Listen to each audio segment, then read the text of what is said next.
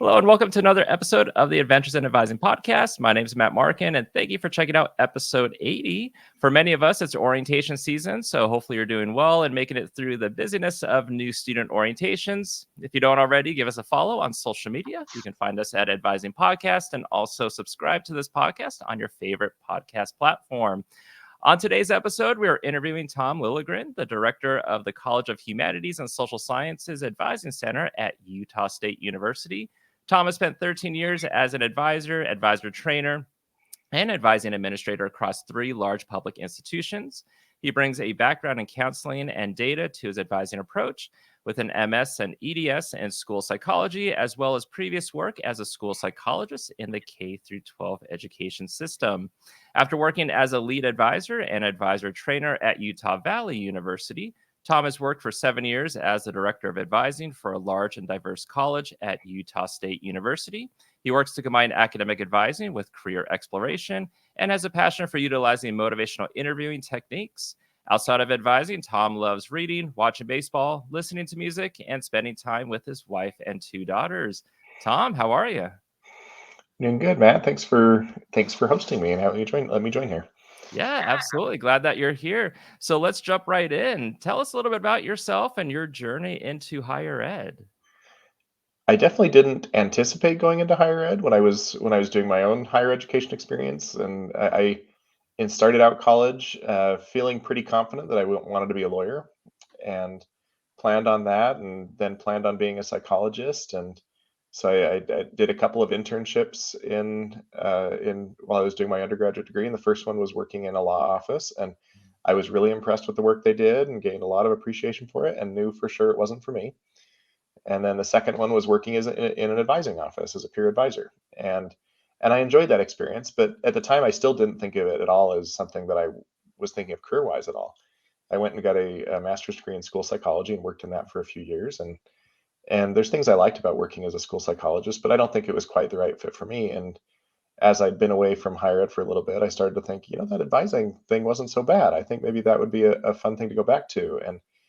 And it took a lot of work to go back into it. I kind of stumbled into it the first time and thought, well, I stumbled into it and now I got more education and I'm sure I'll be able to jump right back in. And it took a lot of applications and a lot of interviews, but I was really lucky to get back in, and I've definitely never looked back. I've really enjoyed now working as an advisor for 13 full-time years in the last while, and plan to continue doing it. I think it's a to me, I think it's a really fun way to be part of higher education and to be both within the student's experience side, but also the academic side. And I really enjoy the field a lot.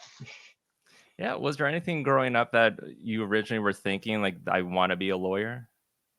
Yeah, I was interested. I was always interested in the criminal side, Yeah. being a lawyer. But I think one of the things that really influenced me to kind of start thinking about advising, and even as I was thinking about being a psychologist and going into school psychologies, I had an awesome school counselor. My school counselor in junior high school and high school was just amazing. And Mhm. so I always think that I looked at the experience I had with her and thought, like, I would love to be that type of a person for other people in their educational experience.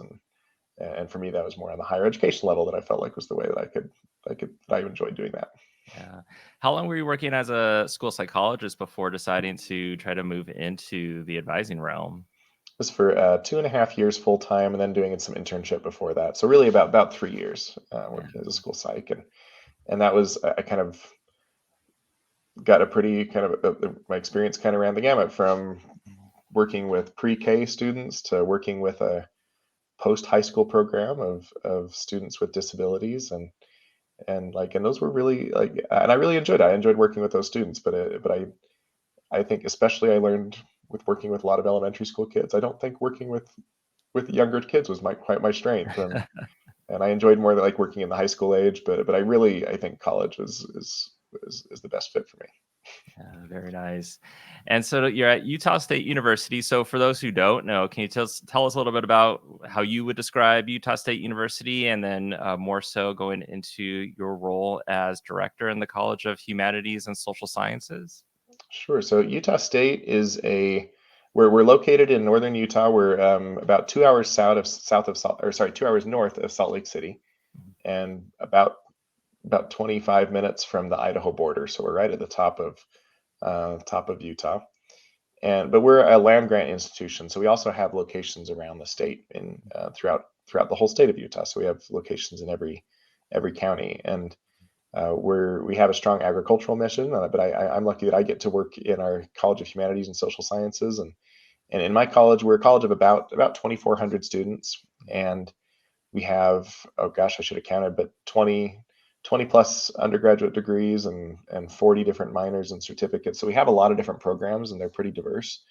And so I enjoy that I think like we can have a home for a lot of different types of students and students with a lot of different interests. And so I think in my role right now, I get to be the director over the office. So I supervise the other advisors in the office, as well as we have peer advisors who play a big part of what we do too.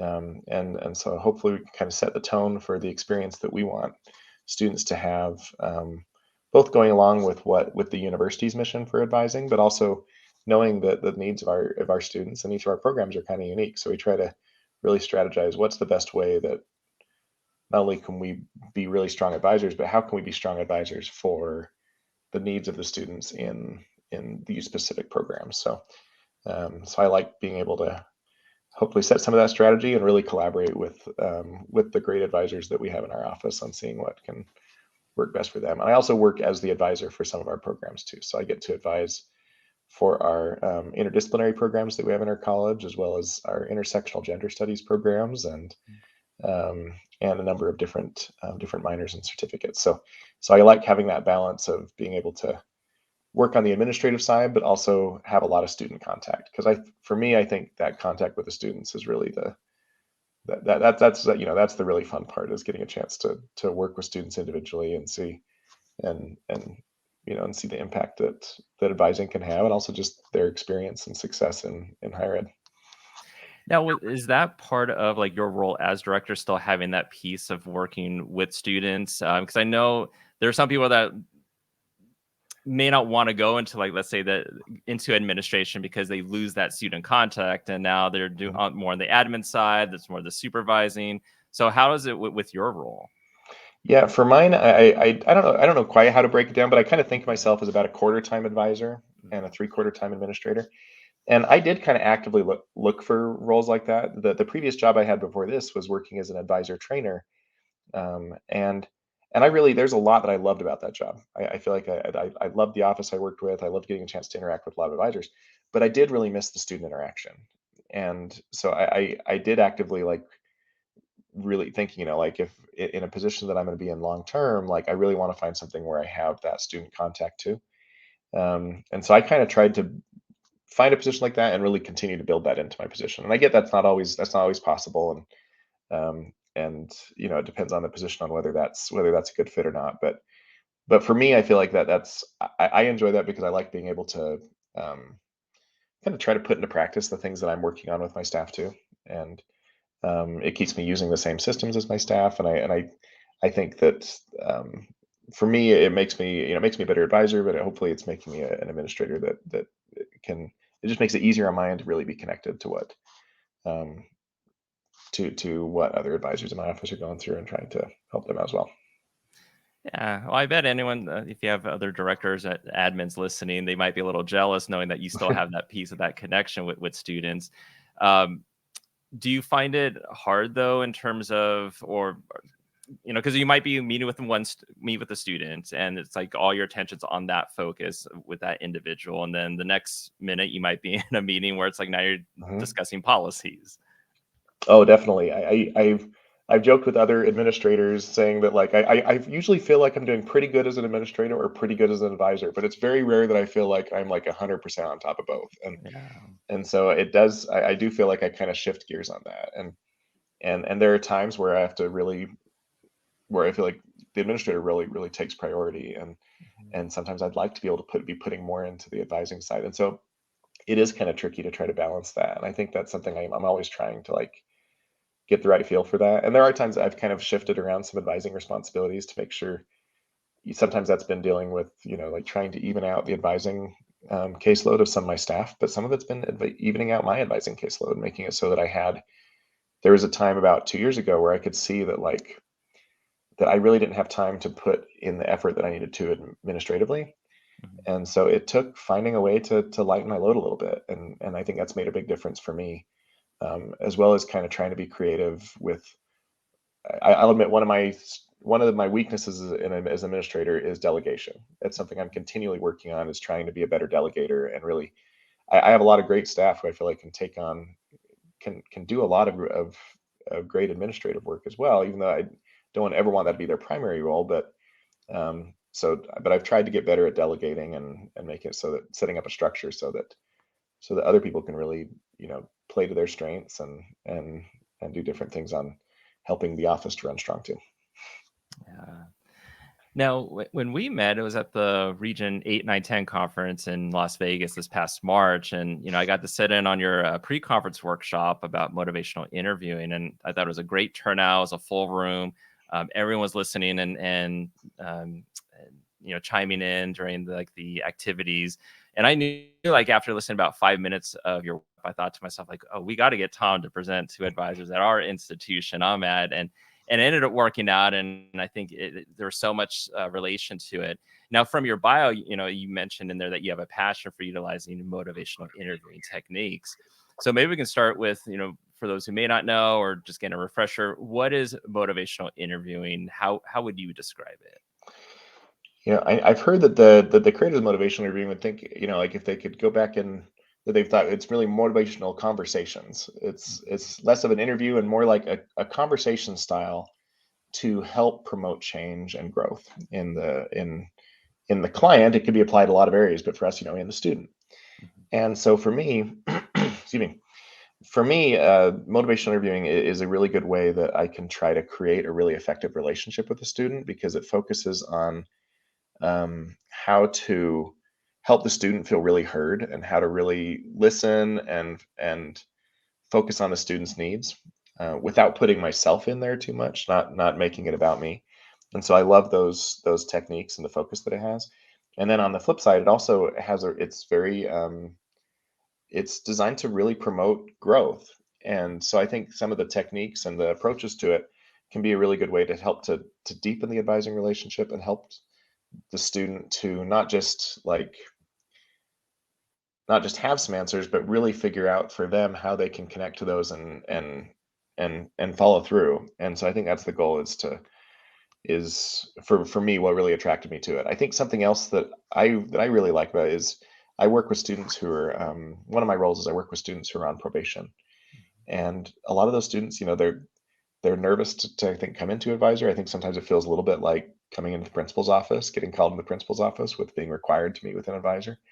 And like one of the main things I hear from students when they leave is, "Oh, that wasn't near as bad as I thought it was going to be." And I think that there is real worry about that. And for example, almost all of my appointments are via Zoom or in person, except for my probation appointments, and probably over half of those are over the phone. And I think that it's that feeling of kind of discomfort in having to come in for the appointment, and maybe some nervousness and shame about that. And I think motivational interviewing is particularly good with that group, and helping to reduce some of those defenses and take away any of the kind of the conflict that sometimes that relationship can feel like, of saying like, well, this is where you're at, this is where you need to be, and making it feel sometimes like a little bit of a adding some conflict in there. And I think motivational interviewing, it really kind of is a way to approach those type of meetings that that kind of takes that away and talks about ways that we can really partner with the student going forward. So I think that's really what drove me to it. I remember when I was a school psychologist, I was supposed to take a motivational interviewing class and ended up getting canceled. But I'd already bought the book and I decided to hang on to it, and I really loved it. And so I thought, so once I got a chance to do some additional training and things on it, I wanted to, and it's just kind of for me given me I think a set of tools and techniques that's kind of been the base of how I try to create those relationships with students and approach that. Yeah. Now, when you had presented to our advisors, you had a slide that you gave an example, kind of connecting everything, and it was a food item. It was like a Thai sponge Oh, sugary item, and for you were mentioning that the story connects to advising and to advisors. Can you share that story with listeners? Sure. One of the things that talk about in motivational interviewing is that there's different, maybe broad ways that we might approach a helping relationship. That sometimes that we might be kind of be taking control on it. That we might be very directional. We might say, "This is what you need to do. This is your next step. You can do this, do this, do this, do this." I think in advising, we talk about prescriptive advising. That might be, a really firm prescriptive advising approach. On the flip side, we might be followers, where we don't really offer much as far as specific direction, but we really just follow wherever the student goes. We might, see like what the student wants and just try to um, and just kind of follow that and help them with that path. Neither one of those are necessarily all bad. I think there's times where either one of those can really be appropriate. But motivational interviewing likes to say that we're kind of right in the middle of that with guiding. And the analogy that is to me, as we're talking about what this feels like, is I had a chance to travel abroad in Thailand with my wife a number of years ago, and it was the first time I'd ever been there. I didn't speak the language, um, and was really trying to learn about the culture there. And we had a chance to have a guide there for 2 days while we were in Thailand, and they found out what type of experiences we wanted to have. They and then they arranged how we could be able to best have that experience. They helped us know the history and the language of the places that we went to. But I remember one specific experience where we went by the side of the road and had that was a Thai spun sugar dessert, and to be honest, I don't know that I would have gone out of my way to have it. It didn't look great right at first glance, and but it was amazing, and it was just at a little street stop by the side of the road. And I feel like, and that to me was an amazing experience. That was great, and that was, you know, and that was I never would have known about without having that expert guide. And I kind of think in that same way that we know some of those little stops along the way that might be really valuable for students. And I think as guides, as advisors, we might know that club that might be a really great fit for the student's interests, or that class or that professor who might have had a similar journey to that student, or maybe we know of something in the community that might help that student to feel more of a sense of belongingness. I think those little things that can help really enrich the student's experience, and not just to enjoy their experience at the university, but hopefully also to that can connect them to what they want to do in the long run too. So I feel like that's kind of our role as a guide, is that we get to help the students with the language, the culture of higher ed, and then find those really unique things that we might be able to offer to a student that can make their educational experience awesome for them. Yeah, because they don't know what they don't know. Mhm. And based off the conversation we have with them, then yeah, that's where we can throw in, well, I know about this or this. Now, you were mentioning too about, we're having conversations with students. We don't also want to always connect it to us or throw it back to, well, I don't know how I would say it, but we want to get to try to get the student to answer the questions, help out, guide, but not make it all about us, I guess is the way he had put it. For some that individuals, that might be hard to do because we want to try to make that connection as best as possible. So sometimes it could be a fine line with Mhm. that. Any advice or suggestions for advisors to be able to make it more of a focus on the student? That's tricky, yeah, because I don't think I think making that I always think, like, to me, the advising relationship is really where the magic happens in advising, like the value of that experience that the student has. And I don't think there's anything wrong. Like, I think making a human connection first is what's most important, and that can be sharing some of ourselves and helping the student, you know, letting the student in to know us a little bit too. And so I don't think that's necessarily a wrong thing at all. Um, but I think that where what motivational learning might focus on, and kind of what I try to put into practice, is as we're working with the student academically, is to really try to avoid any sort of judgment, or imposing what I think that they should do. That doesn't mean I don't want to make suggestions. It doesn't mean that we don't want to, like, offer recommendations on what those cool things they can do along the way is, or, obviously a big role of ours oftentimes is planning and helping a student make sure they're on track. I think we can do all those things, but to try to really reinforce the student's autonomy throughout that process, and I think that that can be really empowering for a student to know, like, that this is your education, and we want to put you in the driver's seat for it. We want to be your support along the way, but we want to help you be in the driver's seat. And I think in some of the ways that motivational interviewing does that is even just by I mentioned that a lot of it is kind of a language to try to help promote progress and being heard and enforcing the student in that way. And I think some of that, like, even just by when we offer praise to a student, I think my first instinct is to say, like, I think that's really impressive, or I'm really proud of you for that. That's really cool. And honestly, those are great. It's great to offer praise and to affirm the student that way.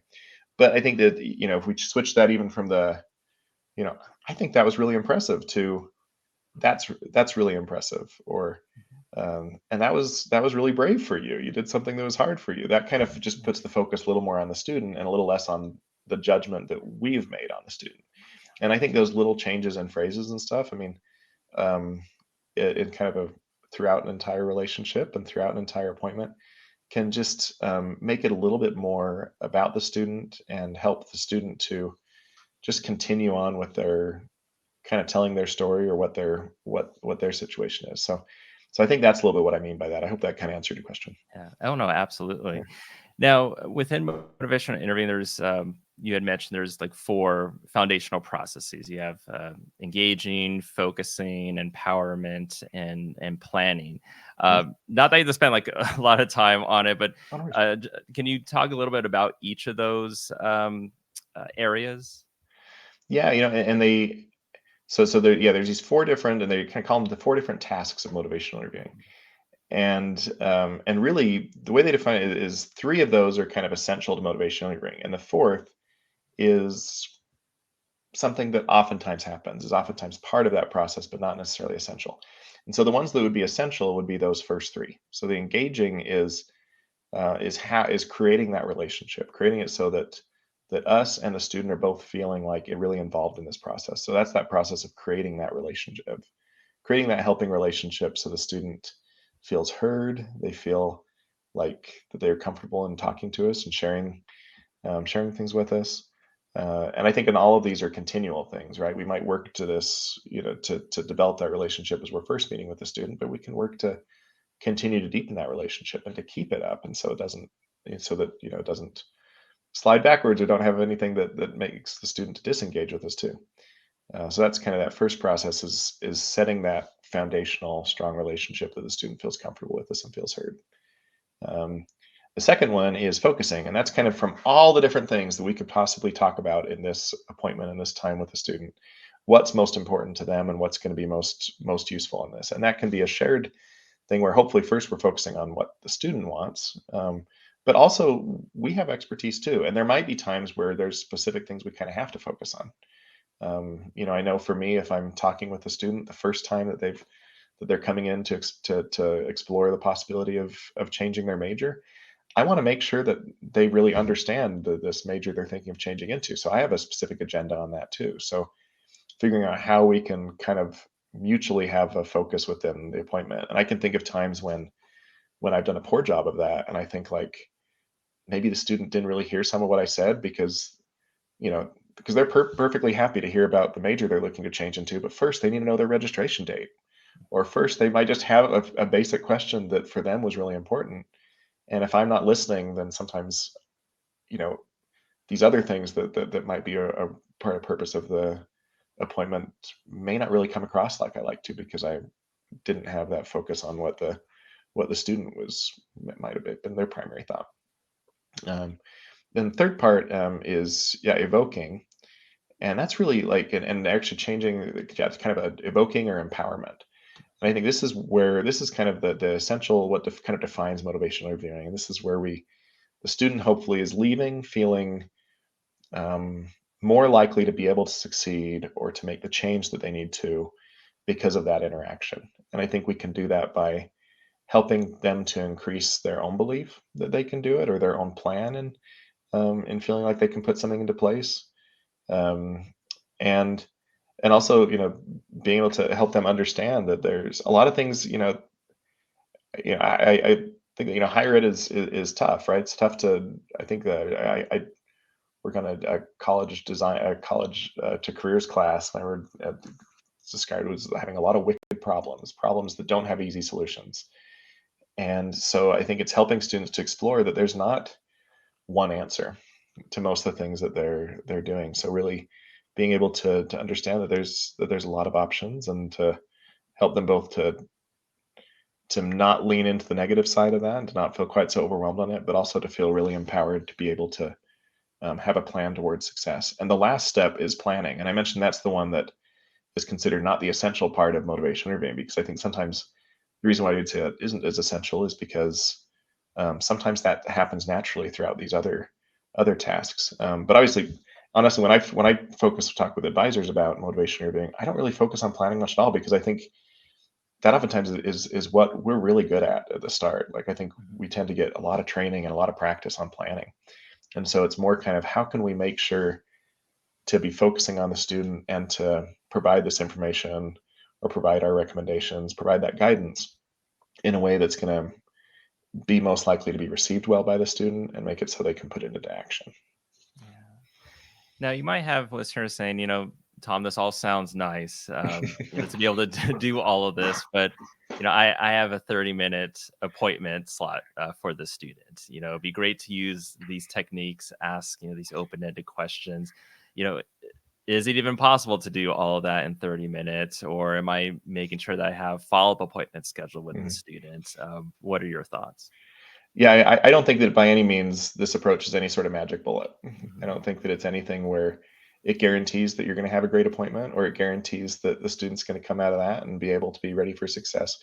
What I think I like is, I feel like the approach is something that, whether you really like, whether you love motivation interviewing and really want to dive into it, or whether you just want to make sure that your students having a good experience, and feeling listened to, and starting to create a good relationship, I think there's a lot of techniques that can be really um, that can help, I think, any student approach. So I know one of the things I talk about with my staff is that, we do some training on motivation interviewing. I also work at an institution where we're considered an appreciative advising institution, and that's primarily where we do training at a university level.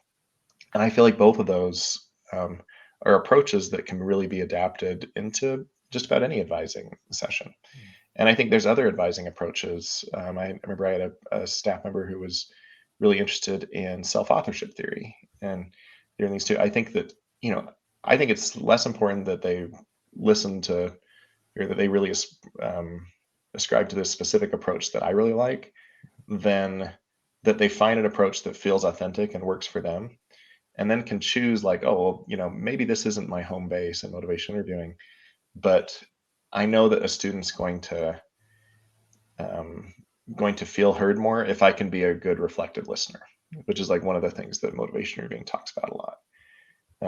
So like that's a skill that's going to be part of, I think any advising approach is being able to help the student be heard, and especially that reflective listening. Or, if I can be really good at affirming the student and helping the student to notice those strengths, like that's, there's strengths based advising. That's certainly a big part of that. So that's my approach, is I think that um, I like learning about a lot of different advising approaches, and I think that it's like, I know I certainly kind of steal little parts here and there of things that I may not consider kind of my home base in advising, but that I think that I can learn and how I can apply to my students. So I think that, yeah, I don't think motivation reviewing is a magic bullet, and you certainly could leave an appointment thinking like, oh gosh, I just don't know how well that the student didn't really open up much. I know that for me, that's the most discouraging appointment to me, is when I go in and I think like, gosh, I don't think I got more than a 5-word answer the entire appointment. Like, those can be really hard. Mhm. And so it doesn't guarantee success, but I think it gives us techniques that are at least making it so that we are giving that invitation to every student. And, um, and that's kind of my approach to it. Yeah. And I also don't think that there's anything that certainly, like, I think with any type of approach, if you're going to be doing some deep exploration of a lot of different options with careers, that takes a lot of time. Mhm. But whether even if it's a 5-minute drop in that a student has a few questions, I think we can be more effective as we're trying to really, show the student that we're listening, actively look for ways to reinforce the positive change they're making, offering other possible suggestions on things we could talk about. And sometimes the answer from the student might be, nope, not today. But I think it puts out the offer on, like, ways that we might be able to be the greatest help to for the student. Well, yeah, since you mentioned careers, yeah, that definitely is a conversation that Mhm. is not just a one-off topic. Um, you have advisors that may work with students who are undeclared, undecided, or they're in a major, but now they're questioning that they should be in that major. You have those that want to have the direct major to career path, and then you have those that just I don't know what's offered. I don't know what I should do. We could recommend going to like a career center, career services. But then with that, then it becomes, well, now it's another appointment they have to make. And hopefully they do make that appointment and meet with Right. them. And then you meet with them the next term, and things you had planned out didn't work out. They didn't do that. Um, what are your suggestions for advisors working with students that might be undecided and trying to help them figure out a path to graduation, a path to a major, whatever it might be? Well, I think that's hard. I feel like that's always a struggle in trying to figure out the best way for students to. I know that's an area that we really focus on a lot in my advising office as well as within my college in general, because we know that, like, I mean, we advise for the humanities and social sciences, and we do realize that that the first time that a student comes home saying that I want to be I want to be a creative writing major, I want to be a philosophy major, their next question is, well, what are you going to do with that? And there's a lot of great things you can do with that, but it's not always, most of our philosophy grads don't become philosophers. They work for nonprofits, they work in businesses, they go to law school, they go in graduate school in tons of areas. So I think a few ways we try to do that is, we're not career counselors. We know that we're not doing career interest inventories or doing really deep discussions about kind of connecting them to their specific next step with their careers in my office. But I think it's our goal that first we just try to get students thinking about careers right from the start, so that that students are starting to think about building that bridge when they're freshmen and sophomores, and not when they're their last semester of their senior year. And so we try to get them, yeah, thinking about it early. Um, we try have different career programming that hopefully students are connecting to, and we're trying to figure out strategies on how to best connect them to that. But so that they're seeing options of what other students in their same majors or in their same who've been in their shoes, how do they make that connection to a career? And in fact, like, now we're building it into our orientation, to our summer orientations. We're adding a kind of doing some kind of career workshops because we want students to be seeing right from the start how some of the things they're learning in classes can apply to careers, and how they can start to really think about how they want to build that out. So I think for us, it's really just trying to have that focus early on, ask questions about it early on, and I think that most of the majors that I advise in, or that we advise in our college, have a lot of variability to them. So there's no two students who have the same sociology degree or political science degree, because there's so many electives that they're really kind of choosing what their strength is. And so we really try to, as we're in advising, help students to be deliberate about that as they're making those choices about what they're going to take. How can that affect what how they talk about their strengths, what they learned from their degree, what direction they're going to go from their degree. So I think that's the way we kind of build it into hopefully just students' everyday advising experience, so that each time they're meeting with us, they know that we're going to talk about some of how what you're doing in the classroom, how could that affect what you want to do in the long run. And I try to also, I think one thing that I think I try to really do is to kind of normalize some of students' fears about it too, because I think a lot of times students either feel really intimidated about figuring out what their career is because it feels like, oh my gosh, I need to find this one career, and if I don't find the right thing, then I might be setting, that I might just, be setting myself up for a lifetime of unhappiness in a career that I don't want. And the truth is that's not the case, right? We know that a lot of times that people jump from. I mean, I think they say on average that our graduates this might be a generation that has three different careers, not different jobs, after they graduate. And so letting students know that there's not going to be just one answer.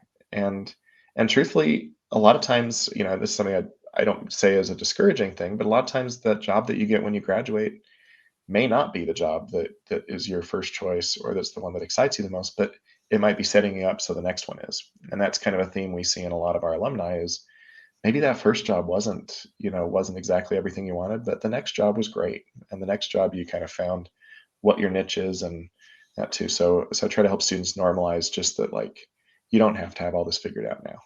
It's okay to not be sure, and it's okay to feel to not feel totally confident that this is the direction you want to go in the long run. Like you can maneuver a little bit and you can find your niche. And I think the other thing I try to help students to really normalize is sometimes students come in and they're really in the middle of that struggle. They're feeling, oh my gosh, I don't know if I want to go to law school or if I want to um, graduate and try to get a job working in politics at the local or national level. And and those are big choices, big life choices. And I try to tell them that one, if you're doing stuff to prepare yourself for either one of those routes, you're probably going to be better prepared for both. If you're setting yourself up to be a great grad school applicant, you're probably going to be setting yourself up to be a really competitive applicant for a lot of jobs too. So it's not the preparation isn't always drastically different. But I also tell students that if you're in the middle of that struggle, it's off. It feels lousy and it's stressful. But that to me as an advisor, that's really encouraging because if you're going through that struggle, I feel confident you're going to come out the other end, knowing yourself better and knowing your path a little better. So I feel really encouraged to see that struggle, and I let them know, like that's you're doing something brave and something that's tough by asking yourself those big questions and like so to try to really encourage them in that too. Yeah, absolutely. And I guess connected to that too, when you were talking about motivational interviewing and empowering, one of the things you had mentioned in your presentation was the importance ruler. Hmm. Um, Yeah, can you inform listeners about that? I love using this. It's just a little interviewing or like a advising strategy that I think is just awesome, and it can be applied to a lot of things. I think I need to get in the habit of using it more. But I use this a lot with students who are on probation or students who are struggling. And the idea is some people using motivational reviewing will have like an actual physical like chart of 0 through 10. I just do it hypothetically, but I'll ask them, okay, so and now we've had I've enjoyed talking with you this appointment. I want to ask you a question. So if you're rating how you feel about being able to succeed next semester on a scale of 0 to 10, with 0 being, oh my gosh, there's no way this is going to go okay. This next semester is going to be awful. And 10 being, there's no way I can fail. This next semester is going to be fantastic. How are you feeling? And then based on their answer, so like let's say if a student says a 7, I feel like most of the time students say like 6, 7, or 8, something in that realm. So let's say if they say a 7, then I might say awesome. So you're feeling 7, and first I try to kind of I reflect that and say like what maybe that means to me. So to make sure that I'm on the same page with the student on what a 7 means. So I might say, oh, cool. So okay, so 7. So you're feeling pretty confident. You feel like you have a good chance to succeed, but maybe there's some things that make you a little bit nervous too. Because to me, a 7 means like, okay, you're on the more likely to succeed than not side on how you're feeling, but not feeling totally confident. So that gives the chance that for the student, maybe they say, no, I'm feeling really confident. I feel like that for me, a 7, I feel really, really great about this. It just gives them a chance to correct that to make sure if I'm understanding that right. But then once we do that, then I could say, okay, so you said you're a 7. What made it a 7 instead of a 5 or a 6? And that sort of like hypothetical question is a great way to get the students starting to think and to express Well, I think it's a 7 because I worked really hard this semester in in learning better note taking. I know that I can. I'm doing this class where I already know the professors, so I feel like I have a connection there and I know what to expect. And I've got better study strategies on where I'm going to study this next semester. And there, that's an opportunity where you can the students expressing that what they know about how to succeed, and the more they're talking about that, the more that they're that they're empowering themselves to really do it. So it's inviting that conversation. On the flip side, then it also gives a chance. Well, what would make it so great? So you're feeling confident because you've learned these skills, because you practice these. That makes it so it's a 7 rather than a 5 or a 6. What would help you to feel more that it's an 8 or a 9? What would make the difference to helping you feel even better about that? And then there's a chance to see like, well, what are the things that we can build on? And those might give opportunities for what you want to focus on in advising, or even just for the student to think, well, I think like if I got to know the tutoring center, I'd feel even better, or I feel pretty good academically, but I don't feel great about my finances, and so maybe there'd be resources that they need to feel better about things outside of school. And so I think it's a good way to both have a chance to reinforce what the student feels good about, and to, on the flip side, just lead to that discussion on what to do next. And I think sometimes, using that rating scale makes it a little less intimidating for a student to talk about that than if I just answered straight out, how confident do you feel? Mhm. Or, what do you think, what do you think that are your strengths going into this semester? Or what do you think you could do better? I think it just, that hypothetical nature of it is kind of a helpful way to do that. Yeah, and if anything, it gives a couple more questions an advisor can ask Mhm. the student about, like kind of like you're saying, well, what's making it this versus a 4 or 5, but what can now make it an 8 or 9 or even a 10? And I feel like some of the most valuable conversations I've had from that have had been students who've answered like a 5 or a 6, Mhm. and hearing them kind of state, because I think most of the time if a student's doing that, they're probably not feeling real confident, right? There's a lot of things that make them nervous, and so having that hypothetical question that makes them sort of think about, well, what are the reasons why I have some confidence heading into the semester? Why there's things that there's probably a lot of things that in that student's mind that are fears that might be leading them to be worried. This is a chance for them to spend some time thinking about what are those things that I do feel good about, and my strengths. So I think that can be a really good thing. And the point is never, like, we're not trying to ignore the students' worries. The goal is not to have an overly bright picture of the students' success, or of what their chances are, or what their concerns are, but just to be kind of get that momentum and get the conversation to be directed towards what can we do to be moving towards progress? What can we be doing to be moving towards change? So even as we're talking about some of those things that are negative, we can start to be focusing, well, what can we do about that? What would you like to see different with that? Okay, so you're worried about your finances. So what would you like to see different? We can start focusing on that too. Right. And as we wind down with the interview, let's kind of shift gears. You had mentioned in your bio that you love reading, you watch baseball, you listen to music, and also being with your family. So, to end the interview, what are you reading now, or just finished reading? I have a really bad habit of reading multiple things at once. And so I tend, and I've done a bad job of picking up books that are longer, that are taking me a long time to get through. So for a long time, the two books that I've been reading that I'm slowly getting through is I'm rereading The Lord of the Rings, which I read years ago, and I'm kind of starting to pick those up again. So I'm still in the Fellowship of the Ring and slowly working my way through, and I enjoy those. And The Name of the Rose, I really like mystery books, and The Name of the Rose is kind of a good combination of mystery and history, and it's a literature. It's a by Umberto Eco, if I'm pronouncing that correctly. Um, is a really fun book, and so I'm liking that one a lot. And I really like Shakespeare, so I'm reading Macbeth. I haven't read that in a long time, so I'm reading that. All right. Favorite baseball team and why? I love the Red Sox.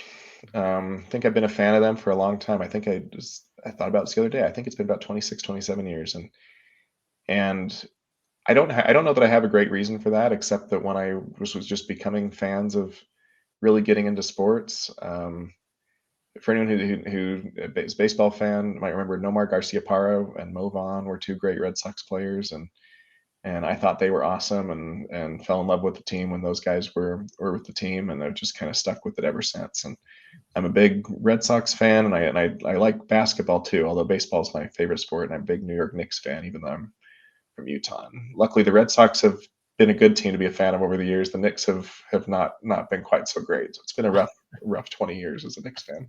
It has. Favorite song of all time, or favorite new song you've listened to over the last year? Oh, that's hard. So that's why I wanted to give you options. I'm a big Bruce Springsteen fan, and Thunder Road is probably my favorite song of all time. I really love that song a whole lot. Favorite new song I've heard recently. Okay, I'm going to think about this, and I will come up with what song I've been listening to a lot recently before the Okay. end of our time here. Well, as you're thinking about it, we'll say Bruce Springsteen. I mean, he's been performing for so long, and I've just been watching like clips on social media where he's still at it, and I'm like, good for you, still making music. It is impressive. I think about that, like even yeah, even in my approach to advising, I did get a chance to see Springsteen recently in concert, and he's near the same age as my dad, and it was a pretty amazing 3 hour concert. And I do think about this even in advising, like I want to make sure that I can feel like, okay, maybe, and when I'm 20 years down the road in my career, I want to feel like that I'm as active and with it and engaged as I feel right now too. It was, yeah, it was a thought that I had on that. Favorite vacation spot you spent with family? Oh, my wife grew up some overseas in Southeast Asia, and so I think the chances to visit some of where she grew up and some of the people that she knew growing up has been some of my favorites. So I went to Thailand that I mentioned before, and also to Tokyo. I think those are two of my favorite trips. But I think those are not things that are regularly. I think those might be more of once in a lifetime things. I Right. think that for me, I like to try to, and whenever I can plan something baseball related into my travels is a good trip for me. So I'd like to find a way to go to ballparks or go to a game. Very nice. Well, if you make a trip out to San Diego, we'll go see a Padres game. Oh, I'm in. Nice. What do you do for your wellness? I think for me, some of my hobbies are some of the things that I do. I mentioned I like reading. I feel like that's something that helps me unwind. I think of myself as kind of a capital I introvert, and so I really love working with students. I really love working with my staff. But at the end of the day, sometimes I need a little bit of time to just be quiet for a little bit. And I think listening to music um, and and reading are things that I really like. I also I love spend time with my kids and my family, and so I think those would be probably the two main things. All right. And then last question, and if you want to swing back to the music one, it's orientation season. So how many orientations are you a part of for Oh this gosh, summer, and how do you survive that? I don't even know how many. Too many. A decent amount. I want to say we probably have, I don't know, a dozen or 15 or so. Um, Sorry, orientation office. I should know that off the top of my head, but and I'm going to be out of town for a couple of those, but I think other than those, I'll be around for most. So I think it'll be about 11 or 12 of those for the summer. I admit I really like orientations. I think they're a lot of fun. I especially at the beginning, I feel like I go in excited to try some new things and really enjoy meeting with the students. I admit by like the 10th, I start to think like, wait a second, did I already say that in this one? Did I feel like I'm just repeating myself and they kind of blend together. So it's a struggle for me to like remember that for these students, it's their first time. It's not, even though it's the 10th time for me. Um, but I like orientation because I feel like it's fun to meet students right at the beginning of their journey.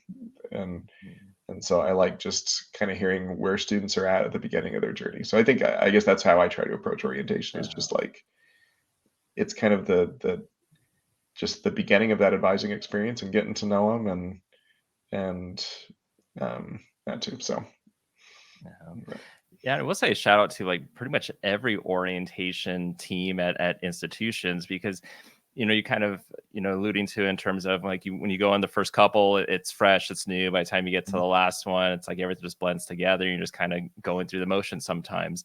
But for, whether it's an orientation leader, the person that's coordinating it, like the parents, the family, the students that are attending these, it's their first and only time doing it. But for the orientation team, they have to always make sure it's acting like it's their first time because it's that person's first time. So, I mean, the fact that they're able to still have that high energy doing it, like I know I couldn't. I know. So, very much more power to them for that. 100%. And I can still remember the name of my orientation leader when I first went to college. And yeah, I feel like they make a huge difference. And I feel like that's one of the things I love with orientation, was we try to involve some of our peers in our office, and between them and our orientation leaders, I feel like I'd like to think that I can do a decent job making a connection with students and getting students excited, but I feel like they are fantastic at it, and they do so good at that. So I love involving students and giving them that peer interaction too. Yeah. Well, Tom, we've reached the end of the recording for this interview. I appreciate you being on. Thanks for all the information that you've given to listeners, and hopefully we'll have you on again. Well, thanks so much, Matt. I really appreciate the opportunity to join you, and I'll keep. It's exciting to be on. I've loved listening to this podcast. You do a great job. Thanks.